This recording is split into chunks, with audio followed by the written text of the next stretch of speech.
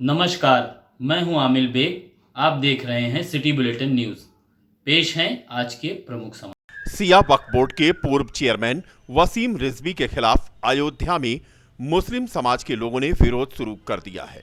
Supreme court में दाखिल याचिका की कुरान से 26 आयतों को हटा दिया जाए, इस याचिका को लेकर अयोध्या के मुस्लिम समाज ने वसीम रिजवी पर अपना गुस्से का इजहार किया। वसीम रिजवी के नजदीकी रहे सिया वक्फ बोर्ड के पूर्व सदस्य व बहू बेगम मकबरा के मुतल्लवी अशफाक हुसैन जिया ने भी इसका विरोध किया और सड़क पर उतर आए। उन्होंने कहा कि वसीम रिजवी ने पाक कुरान के विरोध में याचिका दाखिल की, इनका विरोध तो होना ही चाहिए। वहीं शहर के कोठापारचा गली में मुसलमानों ने जमकर वसीम रिजवी का विरोध प्रदर्शन किया और गिरफ्तारी की मांग की। टाटसा मस्जिद के पेश इमाम शमसुल कादरी ने वसीम रिजवी को शैतान और नालायक बताया। उन्होंने कहा कि कुरान व दीन के खिलाफ जो भी बोलेगा उसका विरोध किया जाएगा। मुसलमानों ने वसीम रिजवी को गिरफ्तार करने की मांग की। मौके पर पहुंचे सिटी मजिस्ट्रेट को मुसलमानों ने प्रधानमंत्री व मुख्यमंत्री के नाम संबोधित ज्ञापन भी सौंपा। देखिए, अब ये बताने की ज़रूरत नहीं रह गई है कि क्या मामला है। आप सब जानते हैं, पूरा मुल्क इस वक्त जान रहा है कि मुल्क में जिस तरह से बदअमनी पैदा करने की कोशिश किया है नालायक वसीम रिजवी ने, पूरा मुल्क इससे बेचैन और बेकरार है। और हम लोग हरगिज़ ये नहीं चाहते कि किसी के अमल से हमारे मुल्क में बदअमनी पैदा हो। अयोध्या में निजीकरण के विरोध में बैंकों की 2 दिवसीय महाहड़ताल शुरू हो गई। निजीकरण के विरोध में आज से बैंक कर्मियों की घोषित 2 दिवसीय हड़ताल के चलते अयोध्या जनपद में बैंकों के ताले नहीं खुले। बैंक कर्मी बैंक के गेट के सामने जमकर नारेबाजी करते रहे। इस दौरान बैंक यूनियन के नेताओं ने बताया कि बैंकों का निजीकरण करना किसी भी समस्या का समाधान नहीं है। सरकार को यह फैसला वापस लेना ही पड़ेगा। इसलिए निजीकरण के विरोध में 2 दिन का देशव्यापी हड़ताल का आह्वान किया गया है। दरअसल बैंकों की हड़ताल के चलते अरबों की लेन देन प्रभावित हुआ। छोटे व्यापारी हो या बड़े व्यापारी, बैंकों का लेन देन अभी बाधित हो रहा है। बैंक कर्मियों की मांग है कि केंद्र सरकार बैंकों के निजीकरण का फैसला वापस ले। ये 2 दिवसीय हड़ताल जो हम लोगों ने आज रखी है 15 और 16 तारीख को, ये यूएफबीयू के आह्वान पर ऑल इंडिया पूरे देश में रखी गई है। ये सिर्फ बैंकों के निजीकरण के विरोध में है। बैंकों के निजीकरण के विरोध में हम लोग आज धरने प्रदर्शन स्टेट वाइज भी कर रहे हैं। अयोध्या में रामलला के मंदिर निर्माण के लिए भूमि पूजन हुआ। श्री राम जन्मभूमि तीर्थ क्षेत्र ट्रस्ट के महासचिव चंपत राय, सदस्य अनिल मिश्रा और निर्मोही अखाड़ा के महंत दिनेंद्र दास बुनियाद के भूमि पूजन के दरमियान यहां पर मौजूद रहे। बता दें कि यह आज से खरमास लग रहा है। 13 अप्रैल तक यह खरमास रहेगा। चैत कृष्ण त्रयोदशी को बुनियाद में इंजीनियर फिल करेंगे फिल मटेरियल।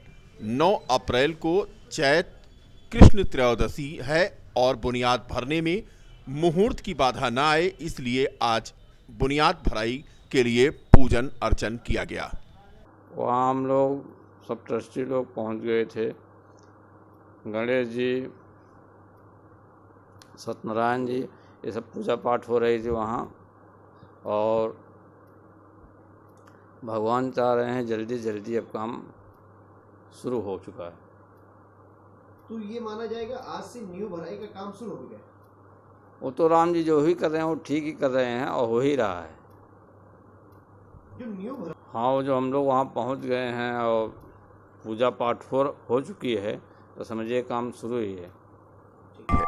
धर्मनगरी अयोध्या में एक बैंक ऐसा है जहां चोरी और डकैती की बिल्कुल गुंजाइश नहीं है।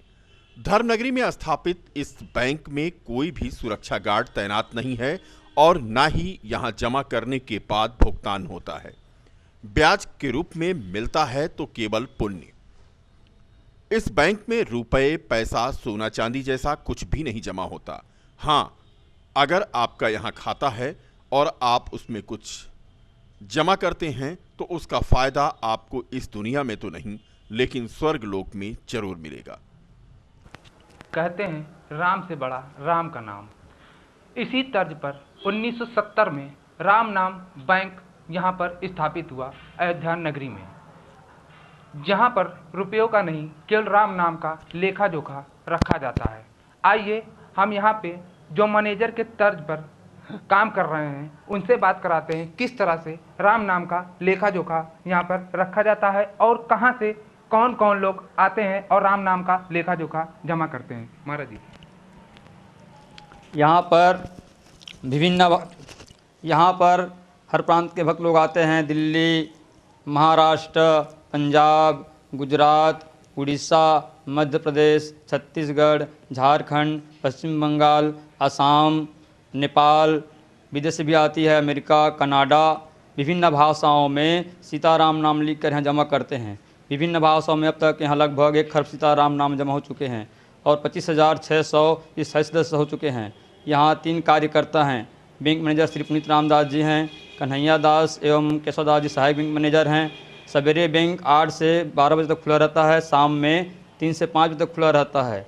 और यहाँ पर विभिन्न भाषाओं में लिख कर लाते हैं, जैसे हिंदी, इंग्लिश, उर्दू, मराठी, पंजाबी, गुजराती, मलयालम, तेलुगु, आंध्रा, विभिन्न भाषाओं में लिख कर जमा करते हैं। यहाँ पर लिखने के लिए कापी कलम दी जाती है और अपनी भी कापी में लिख करके ला कर जमा करते हैं।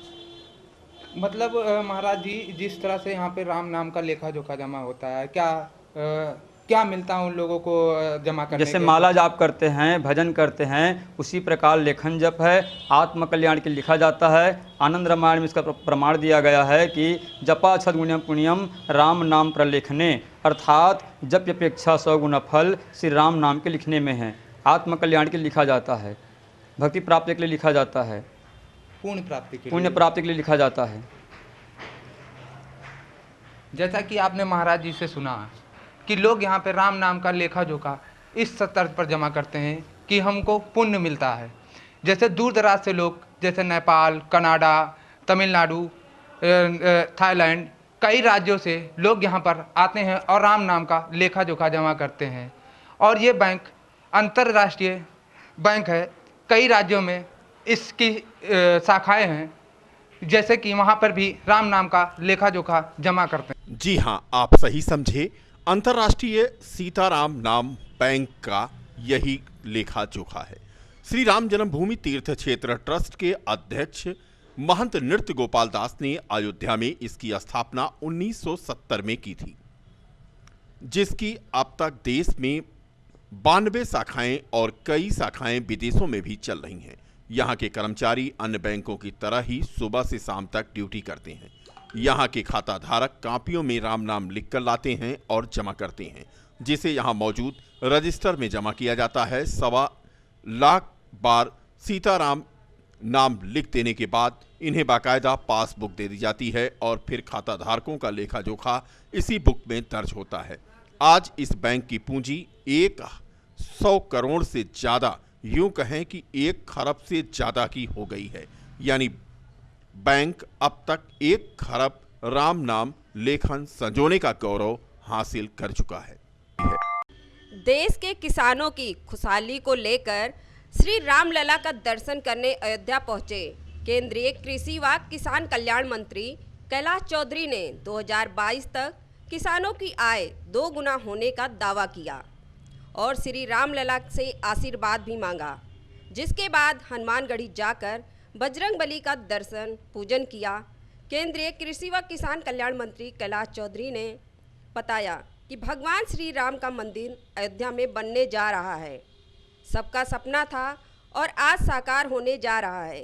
निश्चित रूप से यहाँ आने के बाद मैं जो सुकून, एहसास और अनुभूति हो रही है, मैं भगवान से प्रार्थना करता हूँ कि पूरे देश के अंदर शांति समृद्धि बनी रहे और हर व्यक्ति खुशहाल हो और देश का किसान खुशहाल हो। जिस प्रकार से प्रधानमंत्री नरेंद्र मोदी जी के नेतृत्व में विकास हो रहा है, किसानों की आय 2022 तक 2 गुना करने का लक्ष्य है, उसको लेकर सरकार कार्य कर रही है और निश्चित रूप से यह पूरा होगा और किसान समृद्ध होगा, तभी हमारा गांव भी समृद्ध होगा। आज भगवान श्री राम का भव्य मंदिर अयोध्या में जो बनने जा रहा है, ये सबका सपना था और आज साकार होने जा रहा है। निश्चित रूप से ये आने के बाद में जो सुखद एहसास और अनुभूति हो रही है, मैं भगवान से प्रार्थना करता हूँ कि भगवान श्री राम से कि पूरे देश के अंदर ही नहीं पूरे विश्व के अंदर शांति रहे। तहसील स्तर पर जब न्याय नहीं मिला तो पीड़ित पहुंच गए जिला मुख्यालय पर। पीड़ितों का कहना था कि दबंग दलितों की बस्ती पर उसकी जमीन पर जबरन कब्जा कर रहे हैं। पूरा मामला है थाना तारुन के दादूपुर तिवारी का पूर्वा गांव का। दादूपुर तिवारी का पूर्वा तारुन के दलित पहुंचे आज जिला मुख्यालय और उन्होंने दिया धरना।